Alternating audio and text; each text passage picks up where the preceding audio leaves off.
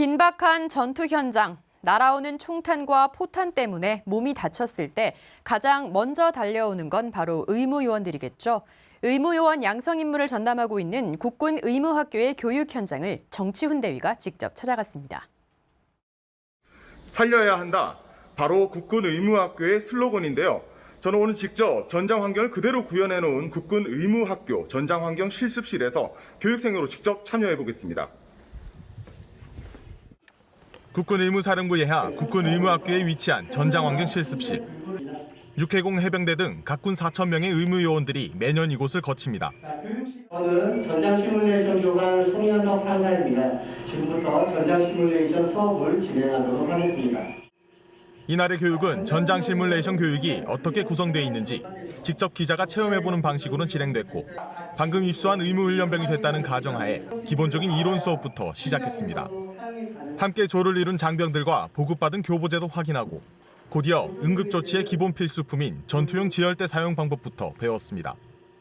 저도 방금 교육을 받고 이렇게 바로 실습에 진행해 보도록 하겠습니다. 하이앤타이트, 그러니까 총격을 맞은 환자가 어디에 총격이 맞았는지 전쟁 중에는 바로 확인이 불가능하기 때문에 이렇게 제가 가장 높은 환부 부위를 잡고 그리고 고정을 하는 방식입니다. 손에 익지 않아 처음에는 쉽지 않았지만 한두 번의 설명과 실습만으로도 금방 따라할 수 있었습니다.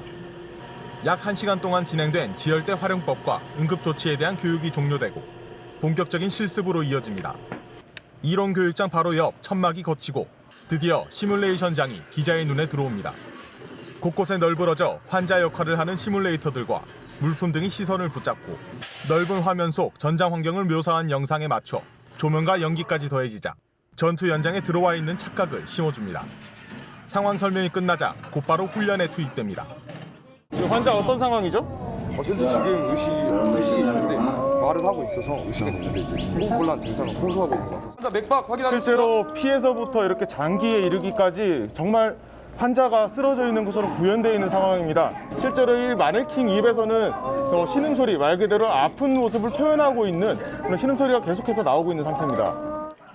전투용 지혈대를 활용해 본격적으로 지혈을 진행하던 도중 갑자기 주변이 깜깜해집니다. 돌발 상황으로 야간 상황이 부여된 겁니다.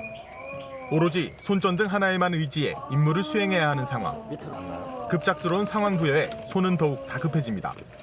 곧이어 다시 불이 켜지고 1차 실습이 종료됩니다. 상황을 모두 지켜본 교관의 강평은 날카롭습니다.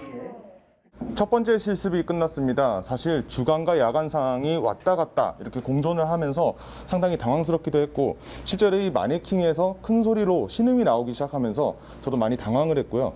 무엇보다도 아까 교육받았던 것을 그대로 또 구현을 하려다 하다 보니까 나름대로는 잘 안 됐던 부분도 있었던 것 같습니다. 다음 실습으로 이어지기 전 실제 전장에서 벌어졌던 교육 영상을 시청합니다. 보는 내내 다음 실습을 기다리는 교육생들의 긴장감은 더욱 고조됩니다. 1차 실습과는 다르게 2차 실습은 상황별 추가 과제가 주어집니다. 이번에는 이렇게 방독면까지 착용을 하고 실습에 투입될 예정에 있는데요.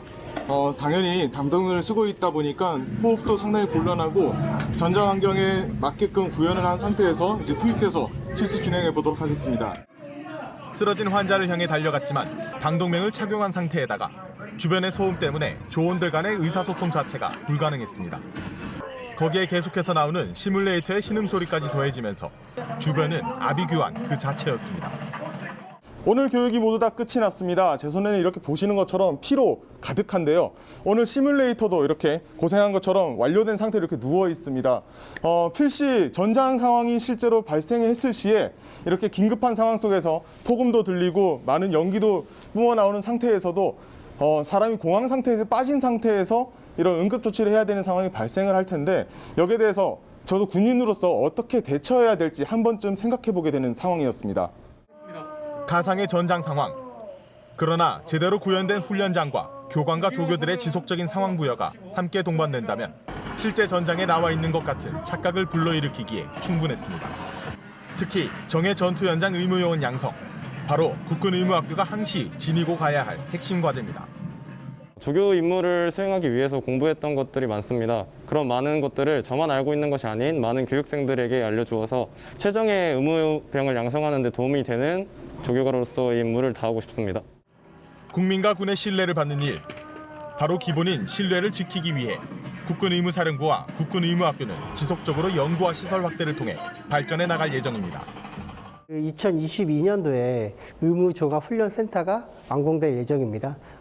그때 AR, VR 등을 활용해서 실제로 첨단 기술을 접목해서 전장 상황을 구현해서 환자를 처치하는 것을 할 예정이고, 장기적으로 더욱더 발전해서 현실적이고 실전적인 교육이 될 수 있도록 준비하겠습니다.